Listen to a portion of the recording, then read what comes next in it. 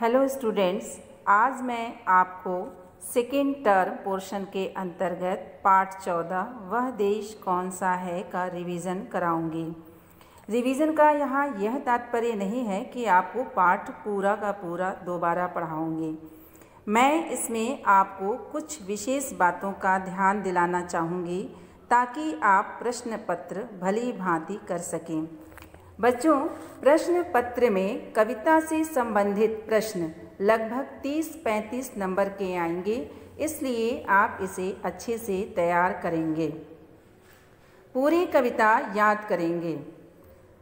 संदर्भ, प्रसंग एवं भावार्थ के लिए पूर्व में दिए गए वीडियो को ज़रूर देखेंगे, पढ़ेंगे एवं समझेंगे। अवतरण संबंधित प्रश्न कविता के किसी भी लाइन या शब्द से बन सकते हैं, जैसे किसका पैर रत्नेश धो रहा है या कवि इसके कौन हैं आदि। भावार्थ के लिए मैं आपको समझाती हूँ कि कैसे लिखना है। सबसे पहले आप संदर्भ लिखेंगे, जिसमें आप पाठ्य पुस्तक का नाम, कविता का नाम एवं कवि का नाम लिखेंगे। इसके बाद एक लाइन छोड़कर आप प्रसंग हेडिंग डालेंगे और जो पंक्तियाँ दी गई होंगी कविता की, उसी के बारे में प्रसंग लिखेंगे। प्रसंग 2-3 लाइन का ही होना चाहिए। इसमें सिर्फ यह बताना होता है कि इन पंक्तियों में कवि क्या कहना चाहता है। फिर एक लाइन छोड़कर कविता का भावार्थ हेडिंग डाल करके लिखेंगे। कविता का भावार्थ मैं उदाहरण के तौर पर बताने जा रही हूँ। आइए पाठ शुरू करते हैं। पाठ वह देश कौन सा है, इसके कवि राम नरेश त्रिपाठी जी हैं और कविता की पंक्तियाँ इस प्रकार हैं। मनमोहिनी प्रकृति की जो गोद में बसा है, सुख स्वर्ग सा जहाँ है, वह देश कौन सा है, जिसके चरण निरंतर रत्नेश धो रहा है, जिसका मुकुट हिमालय, वह देश कौन सा है। अब आप इसका संदर्भ लिखेंगे।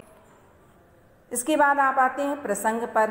प्रसंग में लिखेंगे कि ये इन पंक्तियों में कवि ने अपने देश प्रेम को व्यक्त किया है।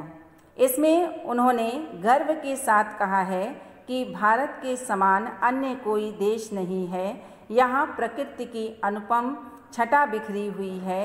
यह बहुत ही विशेष भौगोलिक क्षेत्र वाला देश है। इसके बाद एक लाइन छोड़ करके आप भावार्थ शुरू करेंगे। भावार्थ है, मनमोहिनी प्रकृति की जो गोद में बसा है, अर्थात मन को अच्छी लगने वाली, मोहिनी मतलब अच्छी लगने, मोहने वाली, प्रकृति की जो गोद में अर्थात बीच में, प्रकृति के बीच में बसा हुआ है। सुख स्वर्ग सा जहाँ है, जहाँ है का मतलब यहाँ पर संसार से है, देश से है। तो यहाँ पे सुख स्वर्ग वाला यह देश है, वह देश भारत है, जिसके चरण निरंतर रत्नेश धो रहा है, जिसके चरणों को ऐसा लगता है कि मानो समुद्र लगातार धो रहा हो, जिसका मुकुट हिमालय, वह देश कौन सा है।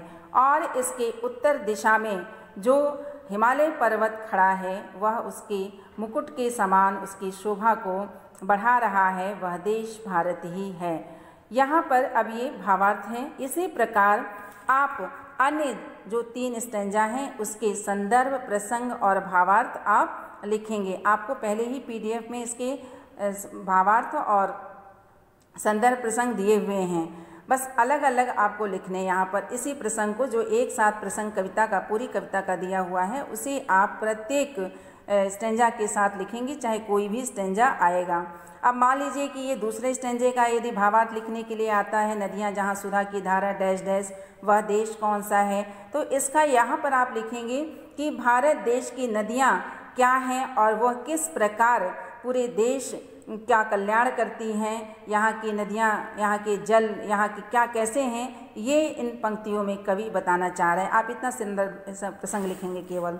उसके बाद जो है हम आते हैं थर्ड स्टैंजा में। थर्ड स्टैंजा में यहाँ पर फूलों और धरती के धन के बारे में कवि बता रहा है कि किस प्रकार जो है ये हमारी भारत भूमि जो है अनंत धनों से, फूलों से, चीज़ों से भरा पड़ा है कि यह संसार का शिरोमणि देश कहलाता है।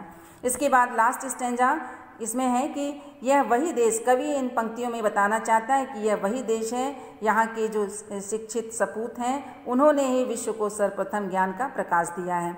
इसके बाद आप भावार्थ लिखना शुरू करेंगे। तो इस प्रकार प्रत्येक स्टेंजा का प्रसंग आप अलग अलग लिखेंगे। यदि जो भी स्टेंजा आता है या जो भी